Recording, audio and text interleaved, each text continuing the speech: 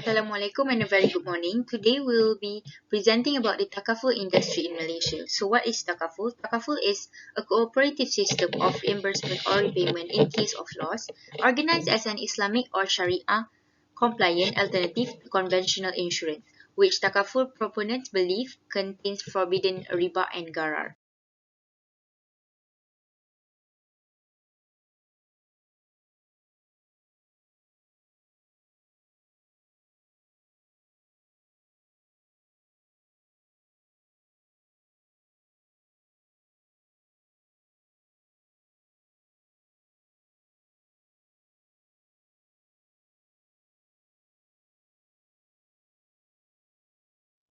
As for the introduction, Takaful discourages creating money from money and hence prohibits interest. It links deposits and investment to real underlying asset. Islamic financial institutions have managed to maintain more consistent returns even during economic downturn. For the first presenter, my name is NATASYA IMANI. I will be presenting about the history and development of Malaysian Takaful industry. On 1982, a special task force was formed to explore the possibility of setting up an Islamic insurance firm. And then on 1984, the Takaful Act of 1984 was published in the Gazette. Then Syarikat Takaful Malaysia Berhad is implemented, or more known as STMB. On 1988, BNM begins to regulate the insurance and Takaful industries.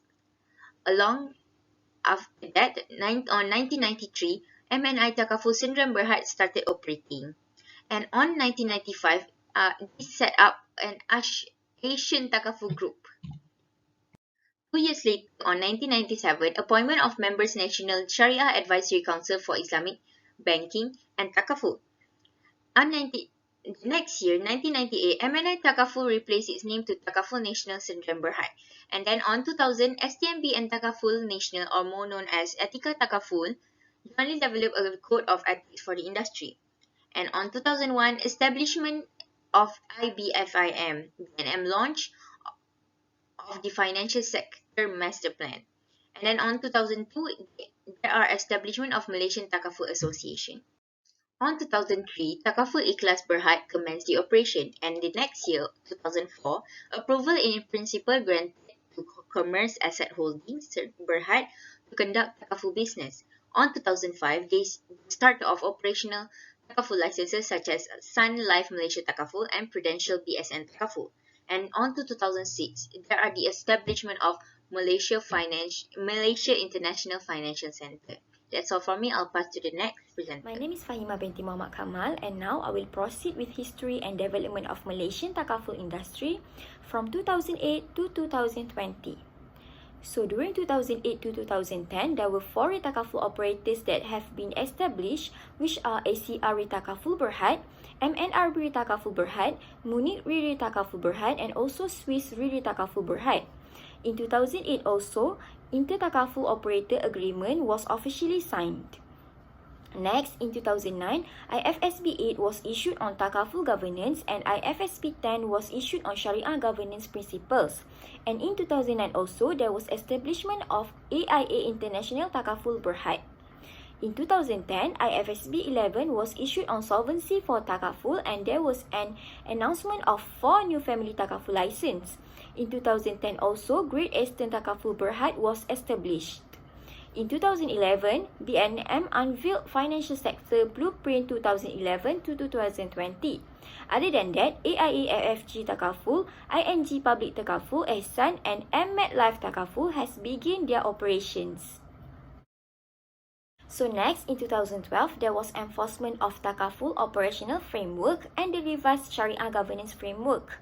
In 2013, the new Islamic Financial Services Act 2013 was created. In 2013 also, AIA AFG Takaful Berhad and ING Public Takaful Ehsan Berhad has combined and now to be known as AIA Public Takaful Berhad. Next, in 2014, there was enforcement of risk-based capital for Takaful, and in 2015, there are internal capital adequacy assessment process for Takaful operators. After that, the Takaful industry in Malaysia continued to enjoy faster growth than the conventional insurance sector in 2019 and 2020. It is driven by stable domestic consumption. Next, I will present about governance of Takaful. It is stated in Section 54, the Governor of Bank Negara Malaysia shall be the Director General of Takaful. It is stated also in Section 8, the Director General shall be responsible for the registration and may or may not be made with conditions. And in Section 10, it was stated that the Director General may impose conditions of registration on an operator who is already registered under the Act. Lastly, in Section 8, Number 5, it is stated that before registration, the Director General must be satisfied that the aims and operations of the Takaful will not involve any element which is not approved by the Sharia, and also a provision for the establishment of a Sharia advisory body to advise on the operations of its Takaful business. That's all from me. Thank you. Hi and Assalamualaikum. My name is NURFARHAH BATRISYIA binti Muhammad ALIMI. Okay, before we go to the question number 2, I will explain to you guys about what is Takaful Act 1984. The Takaful Act 1984 was enacted for publication on the 31st December 1984. Therefore, the Act went into effect on the 1st January 1985 to provide regulation to Takaful businesses in Malaysia and for other Takaful-related purposes. This Act has 68 sections and is divided into 4 parts. Okay, the first part is preliminary. The second part is conduct of a Takaful business. The third part is written investigation, winding up, and also for the transfer of business. And the last part is miscellaneous and also general Takaful Act 1984.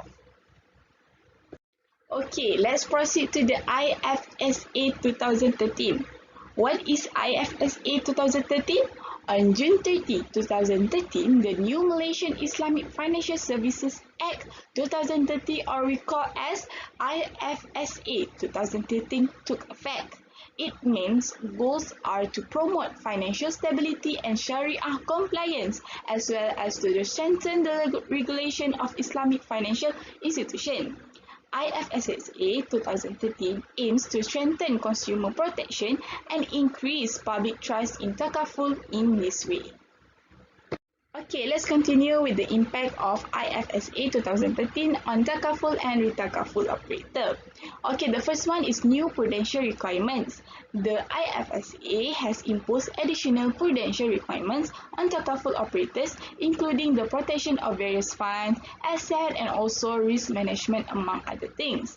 And the second one is to establish as public company.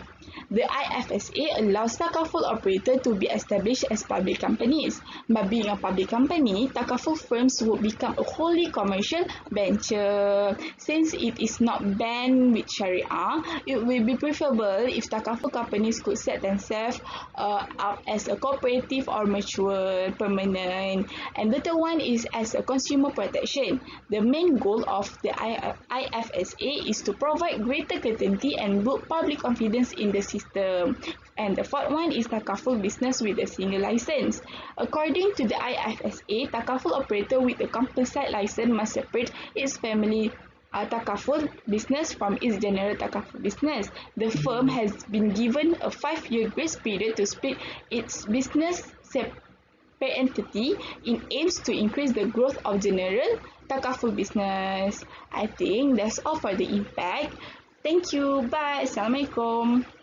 My name is NURFARHAH and now I will explain about the differences between Takaful Act 1984 and IFSA 2013. The first one in term of concept. In Takaful Act, it is defined as a scheme based on brotherhood, solidarity and mutual assistance, which provides for mutual financial aid and assistance to the participant in case of need, whereby the participant mutually agree to contribute for that purpose. For IFSA, IFSA defines Takaful as an arrangement based on mutual assistance under which Takaful participants agree to contribute to a common fund, providing for mutual financial benefits payable to the Takaful participant or their beneficiaries on the occurrence of pre-agreed events. So next, in the term of Takaful company with a single license. For Takaful Act, they allow Takaful operators to carry on both businesses under the same company. But for IFSA, they requires a Takaful operator with a composite license to separate its family Takaful and general Takaful operations. Next is beneficiaries inclusion. In Takaful Act, they limit the recipients of Takaful benefits to the participants only. So, if the participant dies, his or her beneficiaries will receive the Takaful benefits in his or her place. But if sah, they overcame the situation by naming the beneficiaries of the Takaful participant as the recipients of Takaful benefits upon the occurrence of the pre-agreed open events. Next, for the inclusion of Participants Risk Fund. In Takaful Act, they describes Takaful as a scheme that seeks to provide mutual financial assistance to participants and in which the participant agree to contribute. But for IFSA, it includes a description of a common fund such as a Tabaruk Fund or a Participants Risk Fund. And for the minimum capital requirements, in Takaful Act, you will need a minimum of RM100 million in capital. But for IFSA, they are no longer specifies the minimum capital requirement for Takaful operators. Instead, the IFSA notes that regulators will determine the minimum capital requirement. And lastly is the correct claimant. In Takaful Act, Takaful benefits may be paid to a proper claimant. A proper claimant is someone who claims to be entitled to Takaful benefits as the executor of the deceased or who claims to be entitled to such benefits under any relevant laws. In IFSA, parent or guardian of an incompetent nominee or assignee or who claims to be otherwise entitled to Takaful benefits under the relevant law will be included. And for the conclusion, our group have learned about the concept of Takaful, which is Takaful is Syariah compliant insurance policy. And we also learned about the development of Takaful in Malaysia.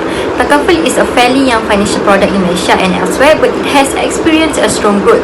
And as can be seen from the main changes mentioned above, the new IFSA has a significant impact on Malaysian Takaful operators. I think that's all from our group. Thank you. Bye.